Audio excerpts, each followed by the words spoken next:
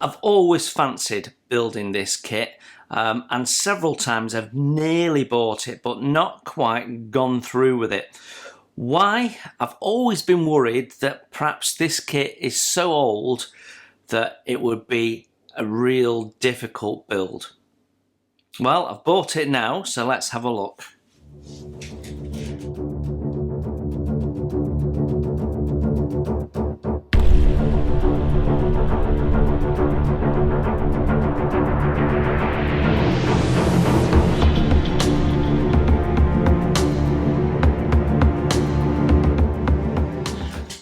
So the truth of the matter is this kit was tooled back in 1971, so in the grand scheme of things, not very old for an Airfix kit. But the truth of the matter is, in the 90s, Airfix used to get a lot of bad press about their kits, about their fit, and there was always somebody else you could find that did that kit, and so you'd tend to choose theirs. And like a lot of people, I guess the noise about Airfix sort of persuaded me to not buy Airfix kits for quite some time. And I was buying, you know, the usual suspects, Tamiya and the like. But the reality is Airfix have always done some really nice kits that I was drawn to. And I decided a few years ago to cut through the noise and build an Airfix kit again.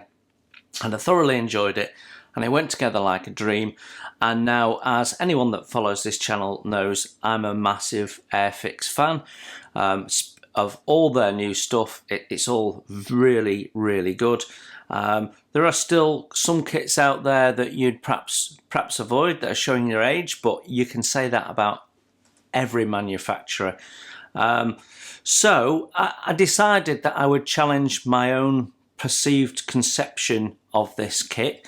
I've always assumed, because it's an old tooling, that it's probably going to be a bit difficult to put together given the scale of it. So now I've decided, look, even if it is going to be difficult to get together, I've got the skills to do it, so let's just bite the bullet and finally buy a kit that I've actually really wanted since the 1980s. So it's been released several times under different boxes. This was released now as a vintage classic in 2020. You can see it comes in quite a sizable box. It's 1/12 scale. Like it says, 1930s Bentley 4.5 litre Supercharged, which I think is that thing there. I think that's what that is. No expert on cars. I know they've got wheels. But it's a nice thick box, and it's relatively heavy actually. The two ends of the box are exactly the same as the top. They have this information on, and they have the kit number, which is A20440V. If we look at it this side on, we've got the paint scheme. I think it only came in green, so that's what you get. But if you look closely, you'll see it's not just one shade of green, it's two. Which I'd not realised until I got the box, so I'm already learning stuff. And then if we flip it over this side, there we go. We can see that we've got 4 flying hours. It's a skill level 4. There's not a massive list of paints, and as there's only one paint scheme, they all apply. And it says contents may vary from that illustrated. So I'm hoping we've got a Bentley in there still though. And it does say here, gives you a little bit of history of the kit on the side here, and says mould tool made in 1971, pack illustrated by Roy Cross, 1971. Enjoy the nostalgia with Airfix Vintage Classics. Well, yeah, we've certainly done a little bit of that, haven't we, recently? Right, so, let's take a look at the instructions. So, we have an A4 portrait stapled colour, or at least part colour, build manual. usual sort of layout where we've got some history about the vehicle and some specifications in different languages. Then our first instruction highlighted at the bottom, which I think a lot of people probably just miss, but it's basically telling you to wash your parts. Then we've got some comment on the assembly instructions, our build key, which is all familiar, and then we're straight into step 1 using the original instruction illustrations from 1971, I imagine, and we're starting with the engine block. So we've got 2-half engine with a separate floor piece. We have, I'm just trying to work this out, so it's telling you, I'm guessing that's the part number, and telling you to glue it, so the numbers that are not in circles will be your paint numbers. Yeah, so 11 silver, 33 black. Okay, so paint instructions as you go. Interestingly, there's a part there we're not gluing, so there's clearly something that moves in there, or you know, this rotates or something, and that seems to have teeth on it, so that'll be interesting to see what that is. Then we've got step 2, we're adding all sorts of, we've got piping and bits and pieces going on. I'm not going to pretend I know what any of it is, because I don't. Again, lots of little detail painting. Seems to all be silver and black though in the main. I can't see any other colours at this stage. Step 3, again, appears to be the same paint instructions. Got the manifold going on there, the rocker cover, and some other pipe work and bits and pieces. So I'm guessing that's the fuel pipe in. Yeah, so 3 steps building up the engine there. Then in step 4 we're building up the supercharger. So 5 pieces all in all. Looks like it's nicely detailed, so we'll see when we look at the parts. Then we've got, I think they're the air intakes, the carburetors. Not quite sure what that is. And then, okay, so the parts that we just built up in the last 2 steps we're then adding to the supercharger. So they're going to sit outside at the front of the grille there.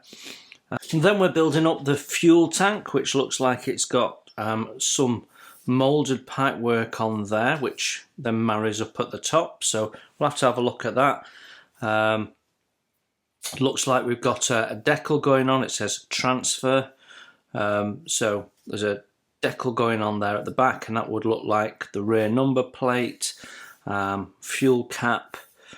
The number there is 68C, so I'm guessing that the C refers to it being a chrome part, which would make sense, wouldn't it?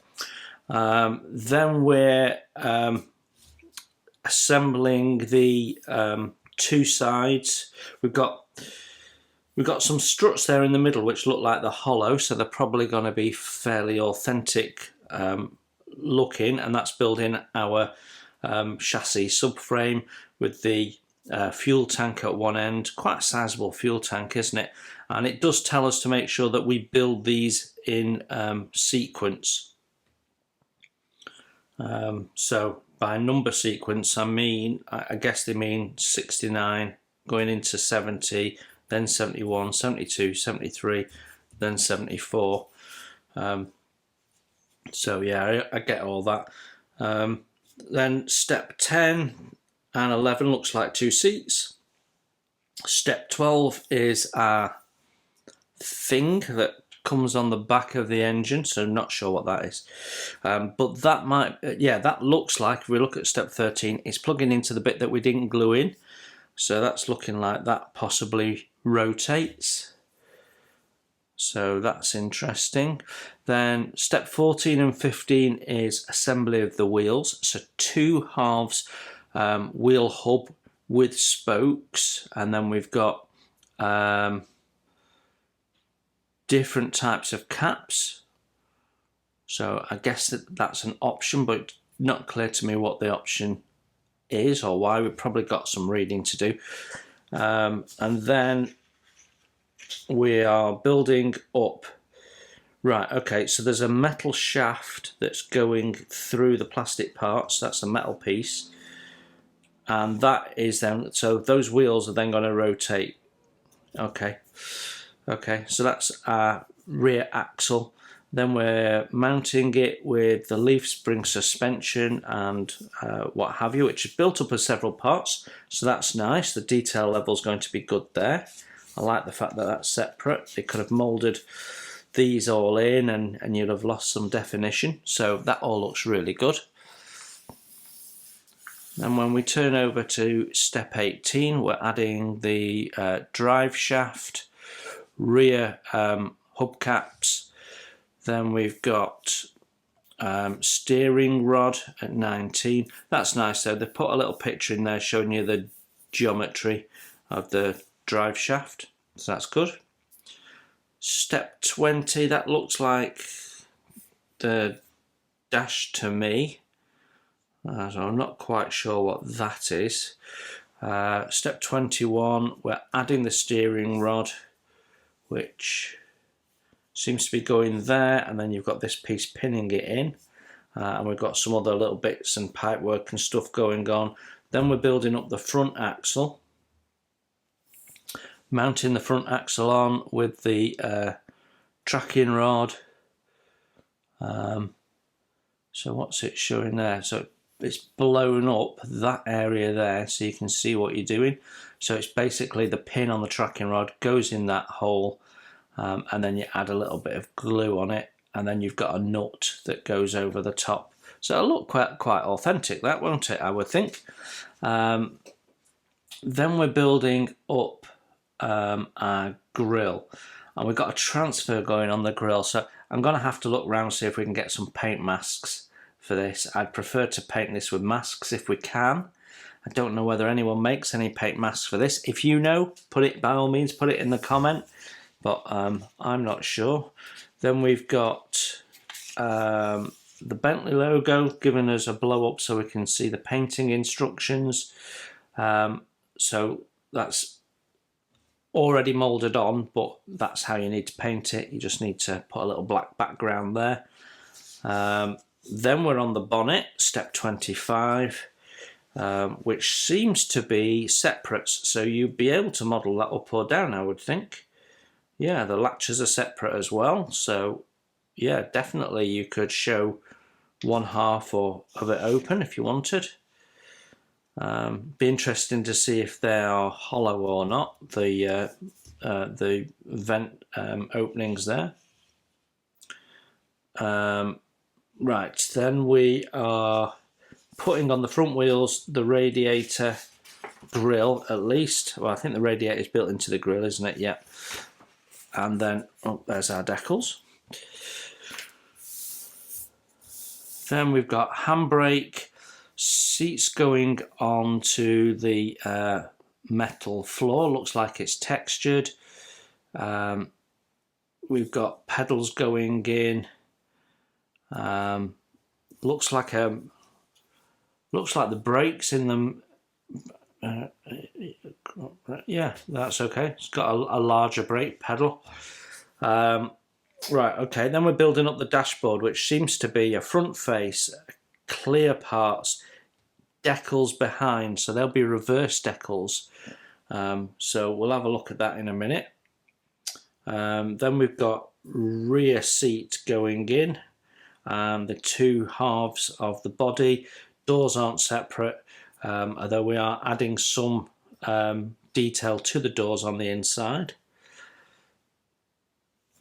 Then, as we go to step 30, we're putting in, well, we've got the exhaust there, which has this sort of fan end, fantail exhaust, so that'll look quite nice. And then we've got a cover that's protecting the underside.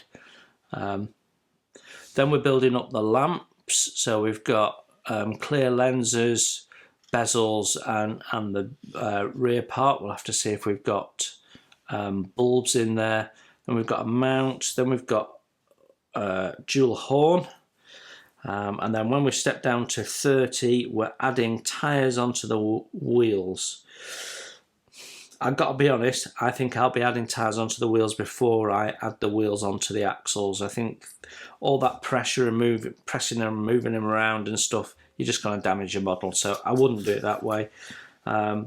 We've got only an option for top down by the looks of it. Though it's not clear to me, is that an option, or do you need to add both parts? We'll have to have a look when we come to build it. And then we've got a panel going down as well. And the mudguard's going on with separate brackets, which is nice. And it's actually telling us to trim the tyres there.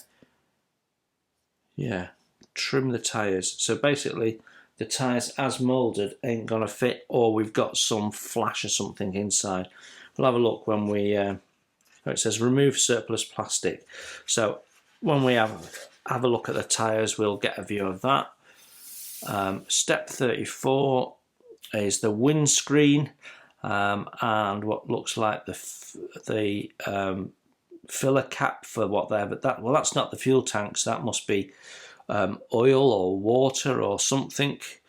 Not sure. Then we've got the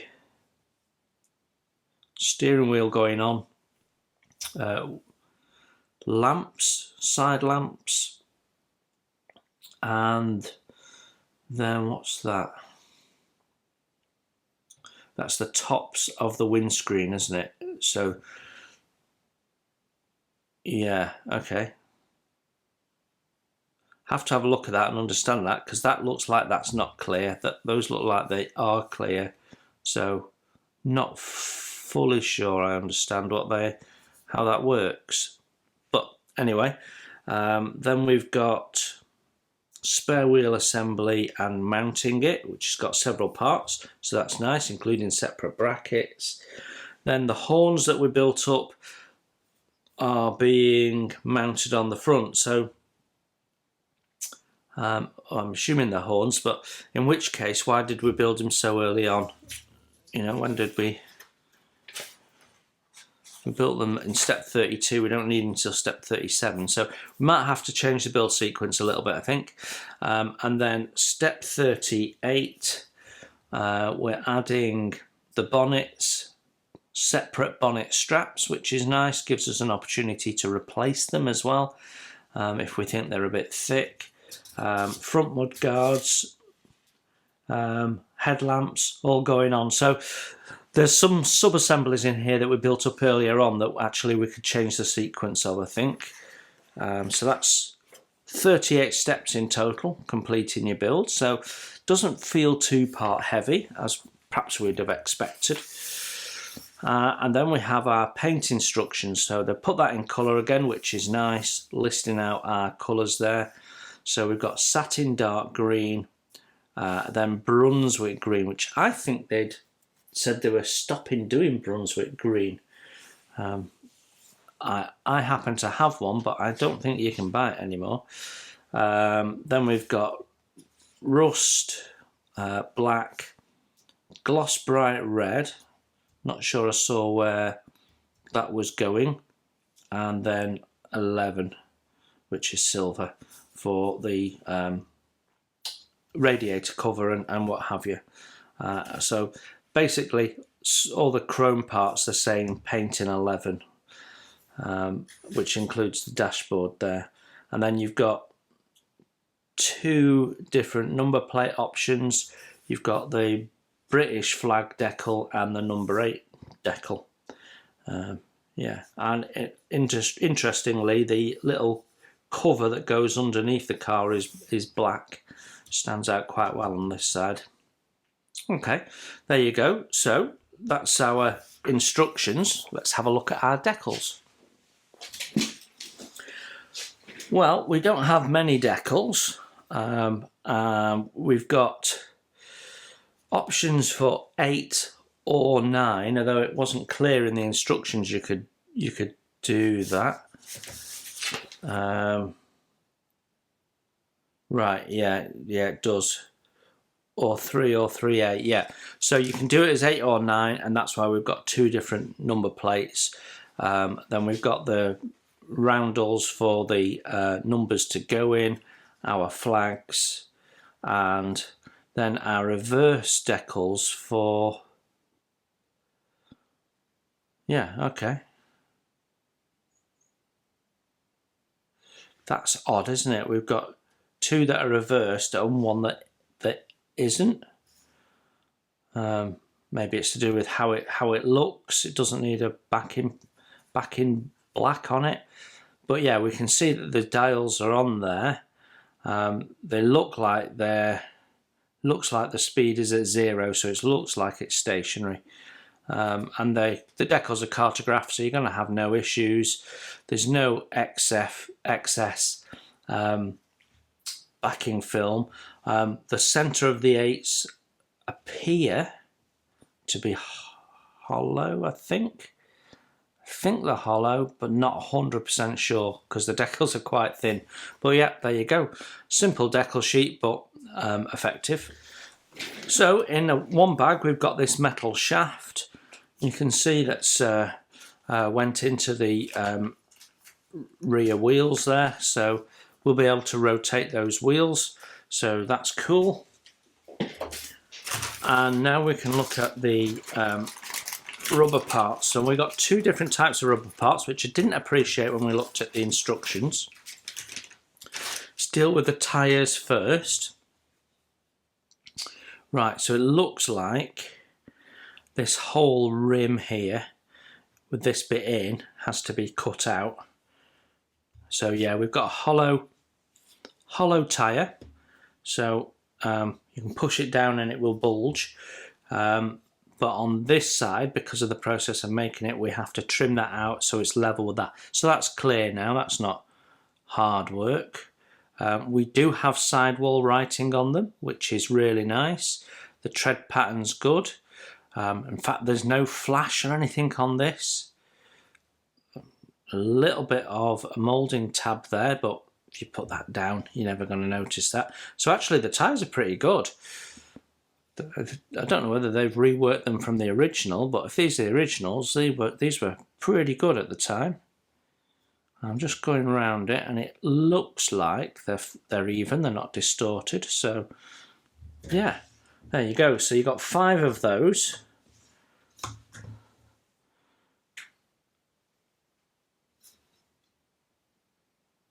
And they're nice. They say Dunlop on them. They've got size lettering, numbers on them and what have you.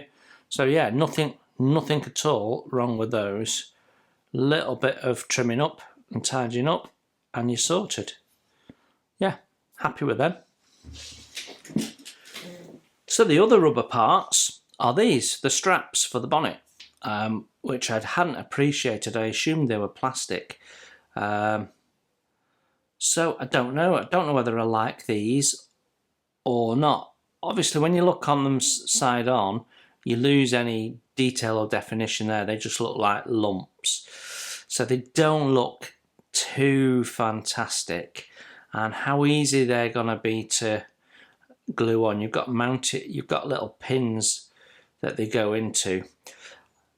My gut feeling is you use these as templates and make some out of plastic card, and then use these as templates on some plastic card, and that will allow you to then do the loops and what have you, and make them look less bulged and be able to see the laminations. Yeah, you could possibly use these and paint them up with enamel paints maybe. There's a little bit of distortion in them where the rubberized plastic has sort of gone in. Not quite sure what the material is, but yeah, it's good thinking for the time. I think we can do scratch build something that looks better though. our clear parts now, and right, well, let's start with, we've got two headlamp lenses and windscreen covers. They're straightforward enough. You've got no distortion, even though you've got multiple flows of plastic in there. There's no spidering. They're not the clearest plastic clear parts I've seen. I think there's a little bit of spidering in there actually, I beg your pardon. But once you put a sort of a dust layer on it and stuff, it'll be fine. There's a fair amount of sink in the dashboard, but when you've got the dials behind it, I don't think that's going to be an issue.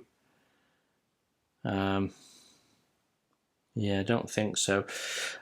We'll have to have a look and see what we think about that. The other option would be to put the decals onto a bit of thin plastic card and put that on, and then fill the bezels on the plastic part of the dash with some crystal clear or something like that. So we'll have to have a look at that come the time. Then we've got these, which are the headlamp covers, and they're supposed to be a mesh. So because they couldn't do a mesh, they've done it as a clear part with a texture, which looks really good for the time. Great solution. Unfortunately, has a massive ejector pin right in the middle of it, which does detract, certainly. These days, I think what we'd do is we'd just use those as a template to cut out some mesh.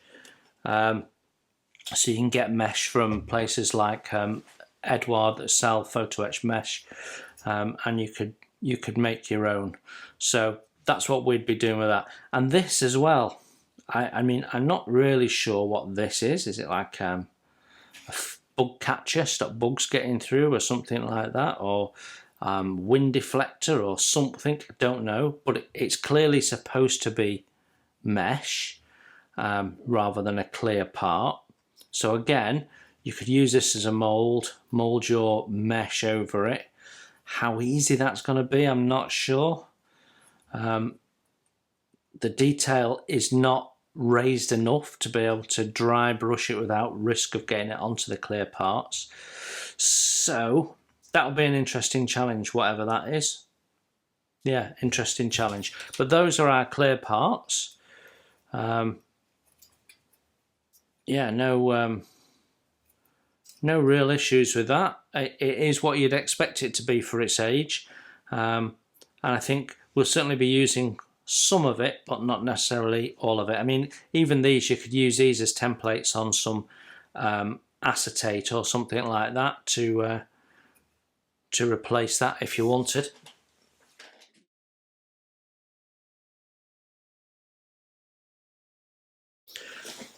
Chrome parts next. So it's quite a heavy sprue, so it's quite a heavy bit of chroming I think they've done. So there's, as always with old chrome parts, there's a lot of flash. There's a lot of cleanup, which means that you're damaging the chrome straight away. So you know, by the time you've removed seams and flash, it was a pointless exercise in chroming it, really. So in the main, we're going to be stripping all of this off come the time. But yeah, the chrome itself looks quite good, so if there's any parts you can preserve, it'll look really good, but it'll look out of sync with the other parts that you end up having to paint. So, you know, there's no way you're taking those off and preserving it, so it needs a bit of careful looking at. But yeah, you'll find that the parts crispen up a little bit once you remove the chrome plating. But there's our grille cover, which looks great and gives you an idea of the size of the vehicle.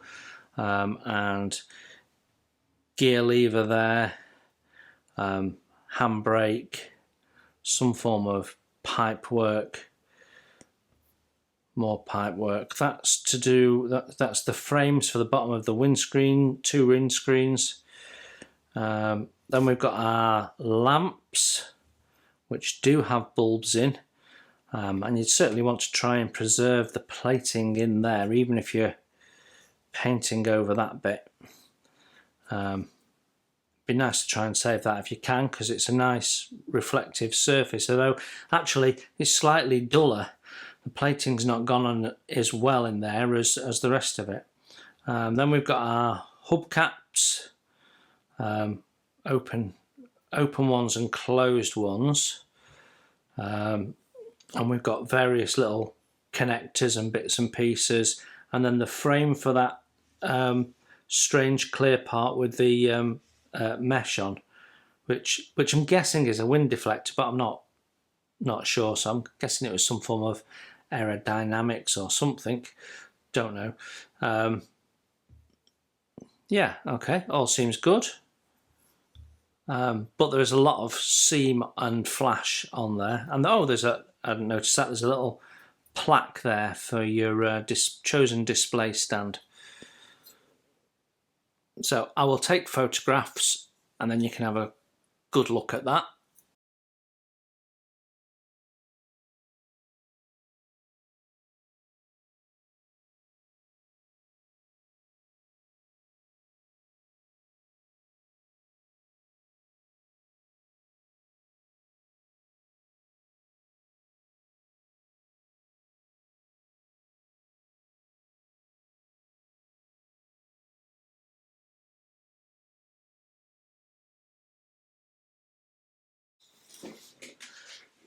Our first plastic parts now, and we've got the exhaust with the fantail opening at the end there.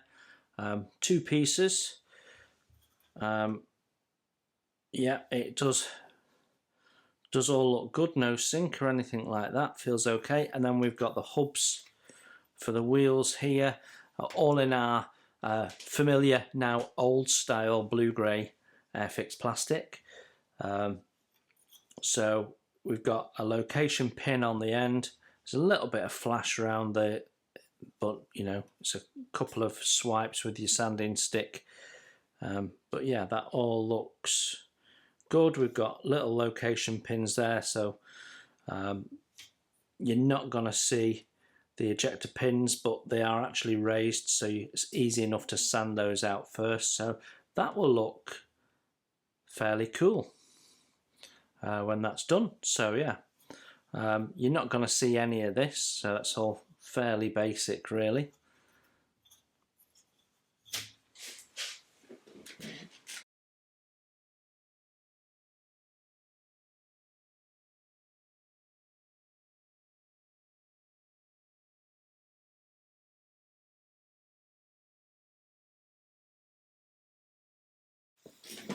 Our next part's out now, and we've got some fairly big chunky parts here. We've got the 2 engine block halves. We've got the part here that we end up mounting the dashboard on, so that's the engine facing side of the bulkhead. And we've got the floor pan there, which I think is slightly bananaed, but should straighten up when it slots into the sides of the car. I hadn't appreciated that our number plates, because in the instructions you see it back on going in, it's got raised letters and numbers, so the decal will sit on top and shrink round. Or maybe even better is you can paint them in, and that'll look a bit smarter. So you don't need to use the decal. There's a bit of flash on these parts. We're going to expect that through there, so I'm going to stop commenting on flash because it's going to be on many of the parts. But actually, I don't see any sink. Nothing that's going to show up under paint. It's a little soft moulded, again as we'd expect, but actually not too bad. Painted up, it's going to look crisp enough, to be honest. You've got lots of detail. We've got little Bentley logos there for the engine. Got nice texturing on the steel floor there. Yeah, they've done a good job of this actually. Cleaned up, there's nothing wrong with those parts at all. So there's nothing really to see underneath. But yeah,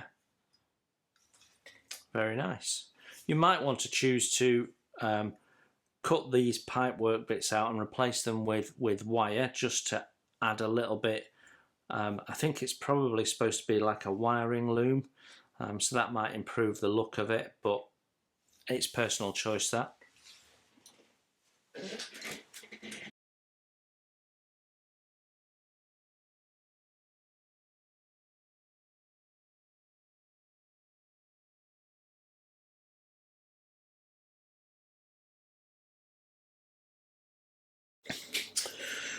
Right then, next set of plastic parts, and we've got this great big chunk of plastic here, which is the part that goes underneath, protecting the exhaust and the underneath of the car from any damage. It's a thick piece of plastic, which has resulted in no distortion or anything, so it's really nicely done. We've got what looks like the exhaust silencer to me. It's got a little bit of sinking, not much. Then we've got this rear axle that allows us to put a metal shaft through. So we've got some nice detail on there, with some fasteners and bits and pieces. I'm sure there should be some more detail on there, but it looks good enough to me, considering it's underneath the car and will be hardly seen. And we've got the drive shaft, we've got some form of pipe work, 2 halves. We've got our radiator, so this is the front facing bit that we have to paint chrome and then give it a wash. So the fact that they didn't chrome that, it sort of makes a nonsense of chroming the surround in a way, but then you've got to put a decal on it, so that's why I'd like the paint masks if I can find some. I don't know whether any have ever been done. Then we've got the manifold. I don't know whether that's supposed to be shaped like that, but it's quite a weird shape. It sort of flares up and drops off on the other sides. I'm sure that's supposed to be like that. Steering wheel, got the finger grooves on the inside, which is nice, as well as some ejector pins, less so, but easy to clean up. It's a chunky bit of plastic, that, so clean up should be okay. I think that's the base for the, I think that's where the folded down roof sits on top of that, so you don't see much of that. And then we've got the brackets for the folded down roof, which again we'll have to paint up. So yeah, no problems with any of these parts. Given the age of the tooling and how many times it's been run, I'm really quite impressed with how well the parts are doing. Yeah, there's nothing wrong. A bit of sink in those, but I'm not sure what they are or how visible they are. But otherwise, yeah, all good.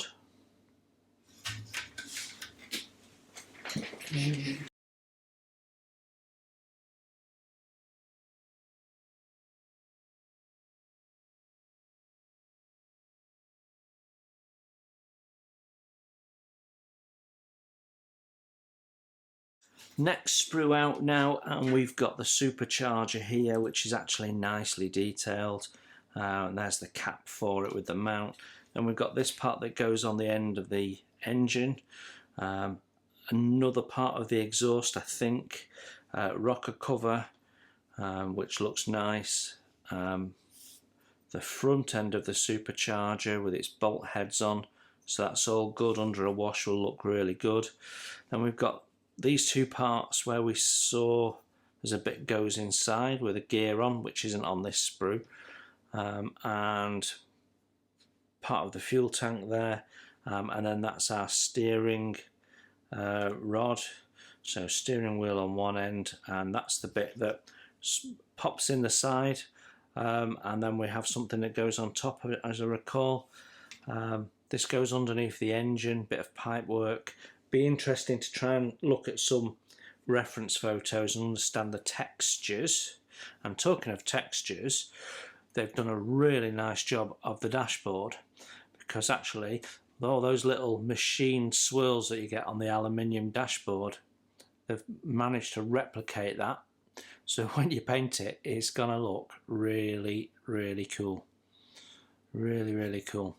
And then we've got nicely depicted bezels,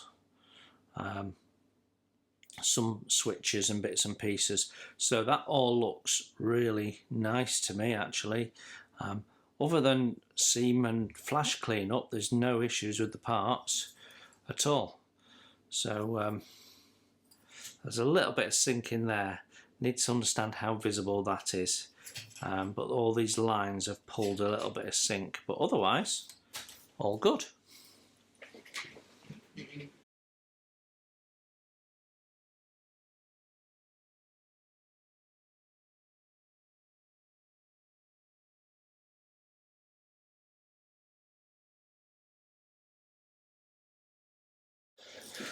Some of our bigger parts now, including the side of the vehicle, I'm not quite sure what's gone on, but they're a bit grubby.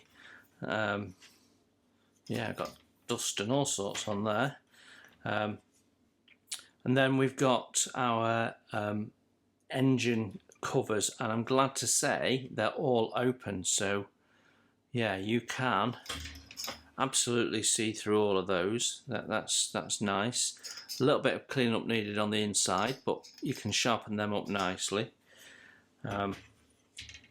Yeah, and then we've got various little parts, and where we've got some material around it, they've managed to put the texturing on, so that's really good as well. So very pleased with that. To me, the doors look a bit, I don't know whether that's a seal or something.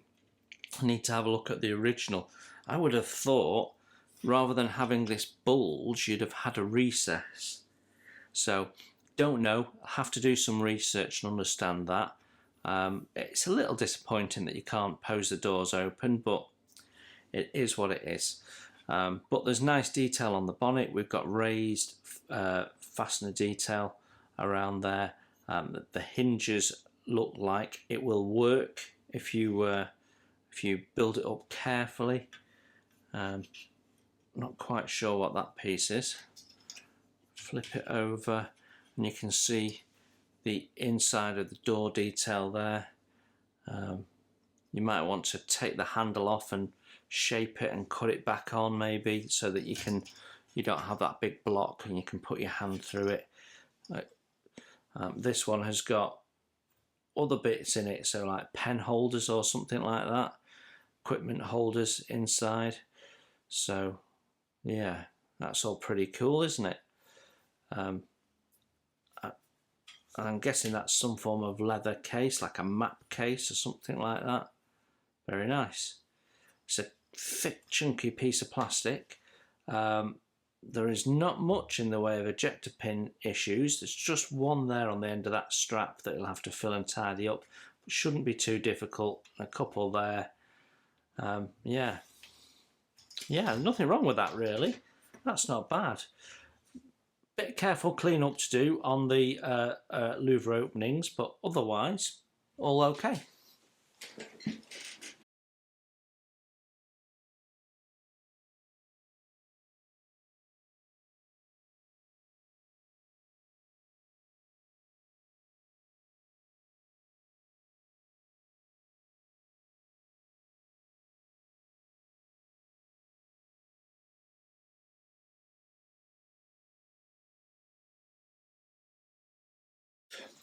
More big parts now, and we've got the rear seat and the front seats there, and then we've got this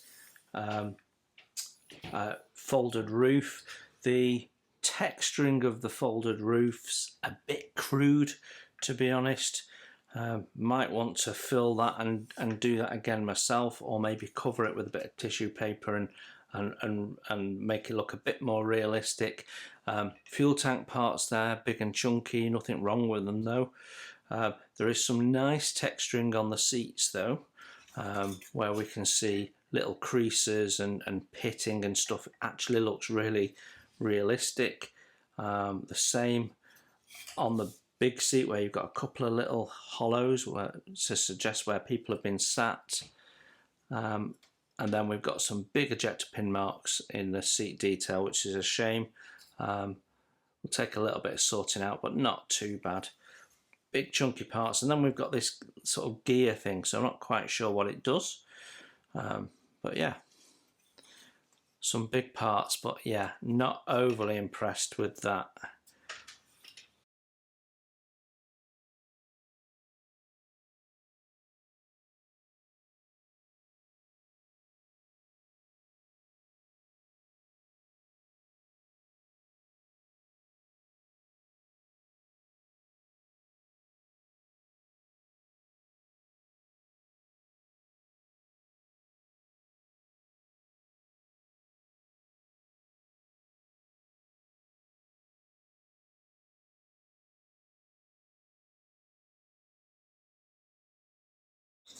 Right, our penultimate sprue, and this gives you a good overall feel for the size of the completed model. We've got the two chassis sides there, which has got some nice bolt detail of different types on there.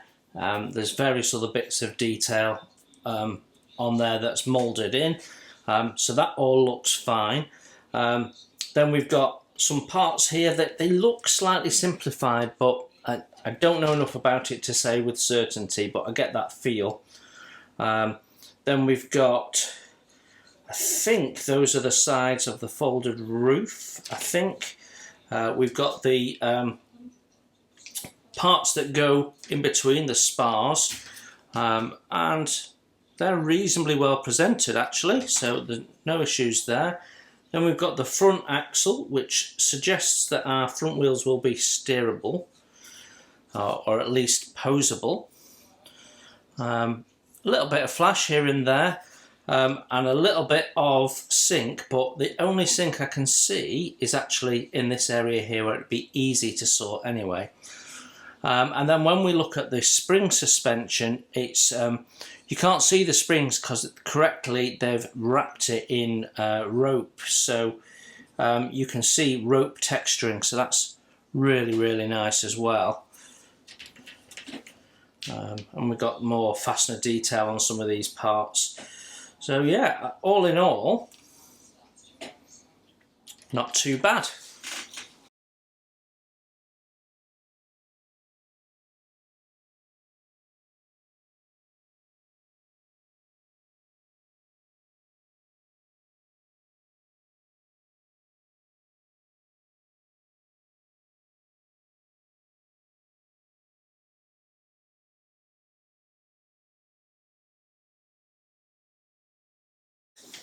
Our final sprue of parts, and I've got a couple of loose parts on here, so I'm just going to whip them off before they break in the box and damage.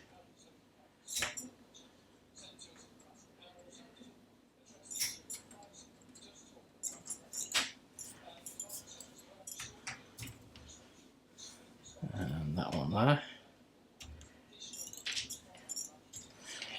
Okay, so as you can see, most of what we've got going on here is the spoked wheels, and they look really quite nice. They're not spherical, they're elliptical, but actually if you go in the back and just scrape the sharp edge down to round them off, that will improve that look immensely. You need to go in and scrape the seam anyway, so that's not any additional work largely, so there's quite a lot of cleanup to do on these, as you can see. But yeah, not too shabby. We do have ejector pin marks on the outer rim, but I think that's the inside facing wall and that's the outside facing wall, which does look a lot better. I don't see a valve, so you'd have to add a valve. But otherwise, they look good, and when you marry the two halves, it's going to look suitably busy, isn't it? And then we've got lamp backs there, so the chrome parts fit in on top. The brackets for them, some shafts of some type. Not quite sure what some of these parts are. We've got those little nuts there that are used for attaching the steering brace. We've got some pipe work of some type here. Again, seam clean up, but that's all. And then we've got our 4 mud guards, which have these are the mounting brackets for those, I think. And so they're separate, and therefore you get the right shape for them. So yeah, they go on like that, and they're going to look fine. So very nicely done. Yeah, no major issues with that. I think where we've got some sink, it's hidden, so it's just seam clean up again. Yeah, nothing wrong with that. Well, inevitably with a kit that was tooled back in '71, we've got 1 or 2 parts that have come off in the box. So with the exception of those 3 that I've removed myself, these had already broken loose when the kit was delivered.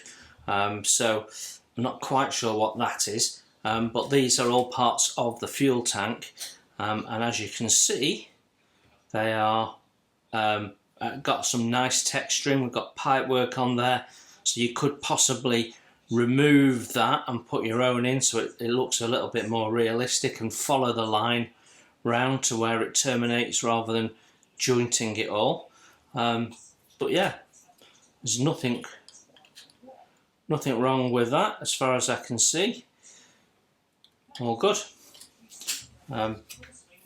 No issues, no sink. Nice texturing, nice detail.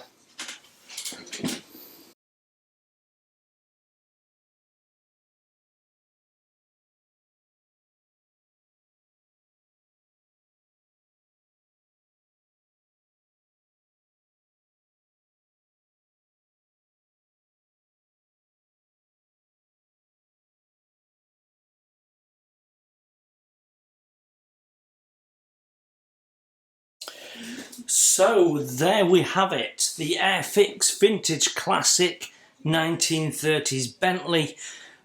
What's my first impressions? Well, I think my realistic first impression is it's not as bad as I expected. There is very little issue with the actual plastic parts in terms of the condition of them. Considering this is a 51-year-old kit at the time that I'm recording this, you know, the sink is minimal. There is no short shots, there's no deformity. Everything is relatively nice and crisp, and other than flash and seam that you'd expect, there's nothing wrong with this actually. Obviously, given the age of it, the kit's a little bit more basic than perhaps if it was doing today, but fundamentally everything that you need is there. There's some scratch building opportunities around the engine obviously, and I think on the hood straps as well. We can replace 1 or 2 parts with mesh to give it a more realistic feel. You're going to have to strip down that chrome and redo it, but that's par for the course. But things that you'd expect to be poor, like the tyres, actually weren't. And you know, I think given its age, it stood the test of time well. And it's a proper big imposing kit. You know, it's 1/12 scale, so yeah, really good.